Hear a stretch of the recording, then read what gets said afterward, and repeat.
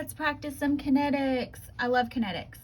Okay, so a lot of this is just figuring out what the question is asking and which sort of rate laws to apply, or rate law principles to apply.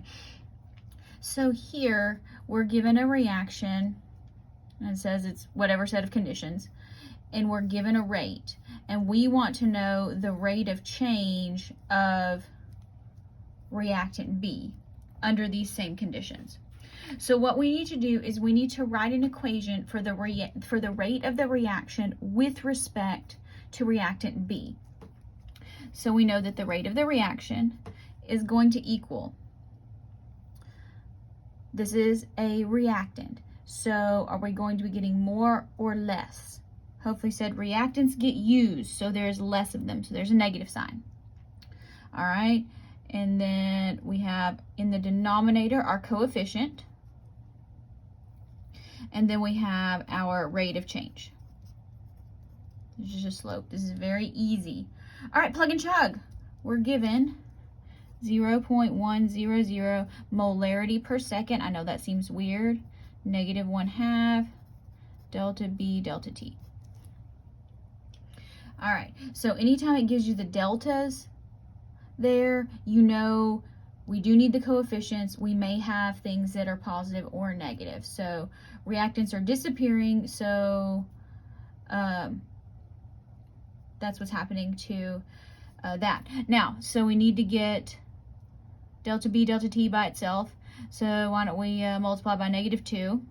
So we do that. -0.200 molarity per second equals delta B delta T. So yes, you can have negatives in this scenario only. So that's the one that is probably the easiest, that most people tend to miss, actually, because it's so easy. You want to overcomplicate it. So let's look at this this next one, number 2. Here we have a generic reaction. We have determined that it is second order.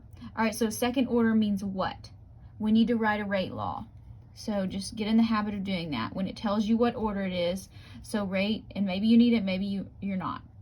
Second order, and it's always going to be with respect to A. And then second order means that's the exponent. Here, we're given an initial rate at a concentration of A, and we want to know what is the new rate at a different concentration. All right, so we're given a rate and we're given a concentration. So the first thing we should do is find K. So again, just match up what the question gives you and figure out what variable you need to solve for. It's not hard. All right, so 0.0100 molarity per second. On these, you must have your units. Units matter very much on here.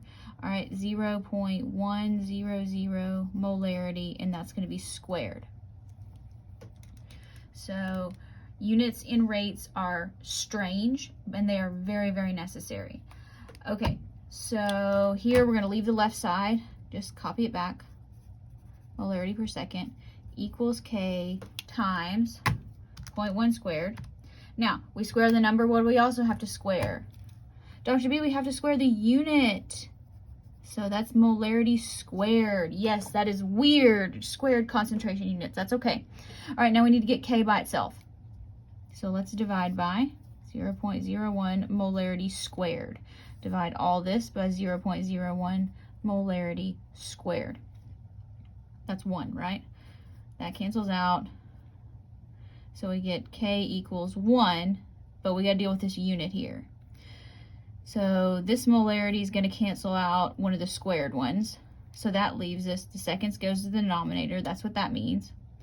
1, and then we can say molarity, inverse seconds, which hopefully you know or remember from those are the units of a second order rate constant. We got it right. Now, here it wants to know what is the initial rate when we're given a different concentration. We can do that. So now we know our new rate, We do know what K is, plug and chug. And I'm going to do it like this because it tends to, there's my number. And then molarity seconds in the denominator. That helps me keep track of it. So 0.5, you can keep track of your significant figures if you care. I don't. Okay, so let's do 0.5 squared, 0.25. 0.25, I guess I can put a 0 on there. So molarity squared is going to get canceled by one of these. So that leaves us with molarity per second, which is an appropriate unit for rate. Rate should always be in molarity per second.